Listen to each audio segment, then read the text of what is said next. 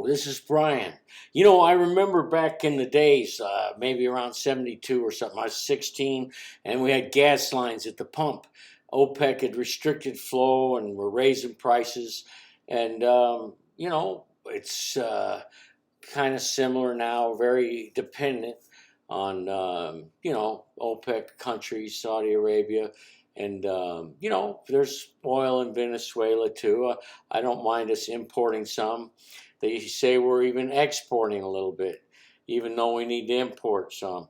So, what doesn't make sense is things that happen. Why did it take 60 days to fix the oil spill, for BP? It was deep. But now this Nordstream, it's been a week since it started and it hasn't been repaired. Now I remember about 5 years after graduating high school, I joined the Navy and was on submarines. And then after the submarines and being a ship's diver, I got out and went to commercial dive school. Now, in the commercial dive school, we worked on different projects in the classes. One of them, I haven't done a hot tap. A lot of guys are doing hot taps when OPEC. Now here's a view of something kind of like a hot tap. Actually, this would be better for the Nordstream. Anyway, you clamp this on. It's not too deep. Divers could go in there. And then you drill through, and as you retract the drill, you could deadhead it. But you can also,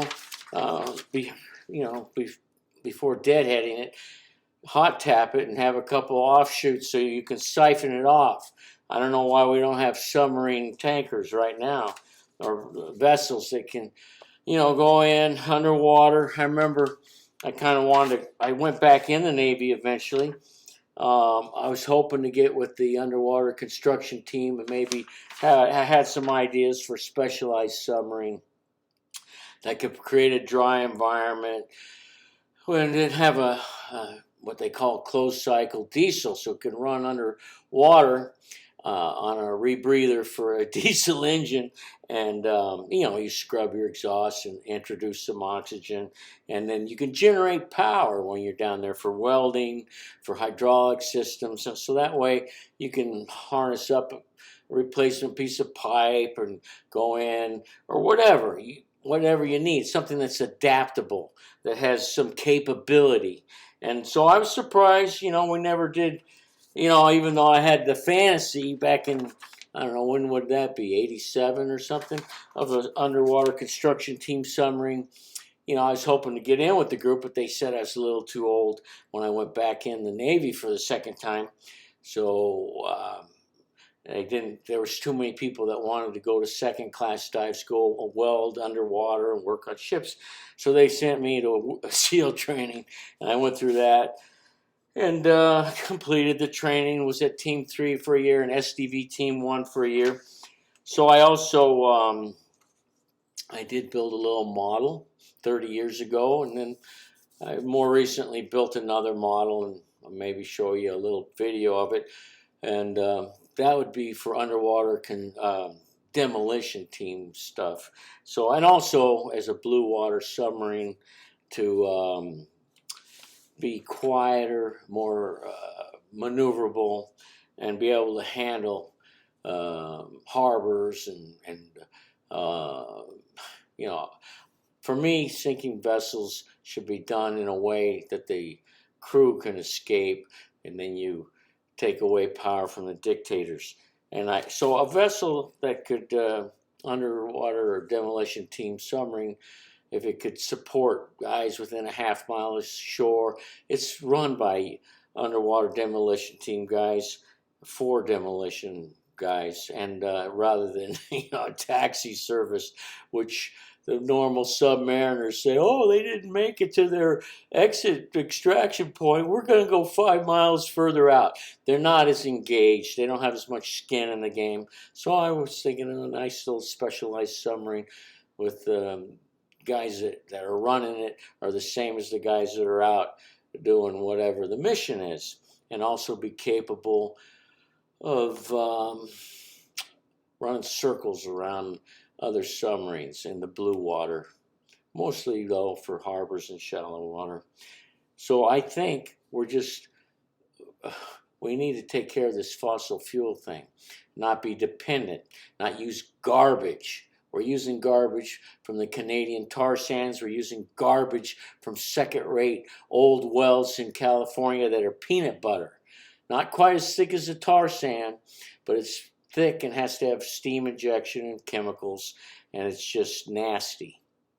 When there's this methane hydrate, a specialized submarine, once again, a big boy submarine that's maybe 2 miles long, that's a train, an undersea train that the cars can separate, and then they can scavenge natural gas from the methane hydrate in the Beaufort Sea. Would be a means to get clean energy, the cleanest you're going to get from fossil fuel. Now remember, it takes coal to make a solar panel. It takes manufacturing, for a windmill that's got its actual blades are made from polyester resin, which is again derived from fossil fuel. So we can't start kidding ourselves and say, oh, we can be completely free of fossil fuel. Just as we're trying to get free of it, let's use the clean stuff.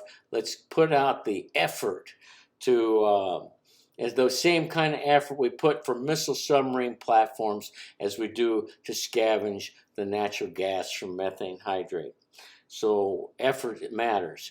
And then the environment matters.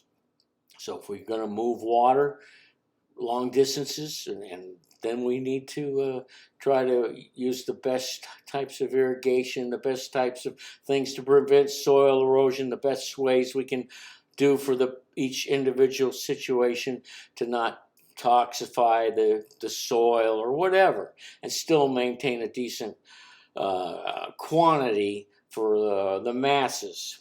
And then maybe we can get the homeless to make victory gardens and other things. Yet we're tearing down old hotels here in Las Vegas that could be used to house them at night and then get them working on different projects during the day. But I don't know. We got to start focusing on the future and how to solve problems. And I think we should be, that Nordstream should have been siphoned off, and instead of going up and do it, you don't have to have a big surface barges and surface ships to do it. You should have the submarine that can get down there and do the hot taps or do the lockdown and divert the flow, and then something underneath can go ahead and fill it up and take it off and use it for something other than just throwing it up to increase global warming. So. And then as far as CO2, we need to use the carbon dioxide in what I call amplified photosynthesis, so we can produce wood products instead of chopping the trees. The Calvin cycle is part of what trees use. They get its stuff from the roots. And then, nutrients. It could be semi-treated sewage water. You can have living solar panels that are in glass houses that capture the exhaust gases from where we produce electricity using gas-fired turbine generators. So as far as really being serious about doing anything to solve anything, I think we need to start doing better. And I think our environment matters, but we can also try to stay a step ahead. I can't figure out why, when I look at an RV from 1985, a 21-footer that gets 28 to 30 miles to the gallon, why they didn't sell. All of us need to want to make it better for the future. So, yeah, that was 1985. I think they call it a Vixen. And so we can do... we need to start going along those lines, reduce, and quit getting stuff from overseas so much. These container ships burn bunker fuel that's choking our fish. Between the nets that lazy fishermen cut loose and plastic, which the nets are the greatest amount that keep catching fish, then the the ships burning the bunker fuel, we're going to ruin our one of the lungs of the planet, which is plankton. It respirates and also uses photosynthesis. and reduces carbon dioxide. So we don't want to harm the building blocks of the ocean by this bunker fuel burning and stuff. So we got to cut back on that and use probably natural gas. You know, a sniffer can be used. You don't need to leak the natural gas. For 50 years, you know, Admiral Rickover's nuclear fleet didn't leak any radiation for 50 years. So can we not leak the natural gas and burn it properly? And then have a few rules in that. And I think we'll have a cleaner environment and more employment here without those big ships, container ships that are burning the bunker fuel. And then the items we really need, they can use some sale assist that saves 15 to 20% of your fuel costs, and use natural gas or even diesel, which has 2,000 times less sulfur in it than bunker fuel. Bunker fuel's nasty. Coal's probably cleaner. So we got to get rid of not use tar sand, not use bunker fuel, use the clean stuff, and take care when we extract it.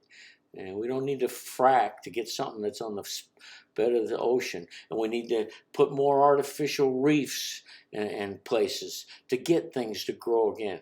We got to start working on it and still try to maintain our way of life. Thanks. Have a good one.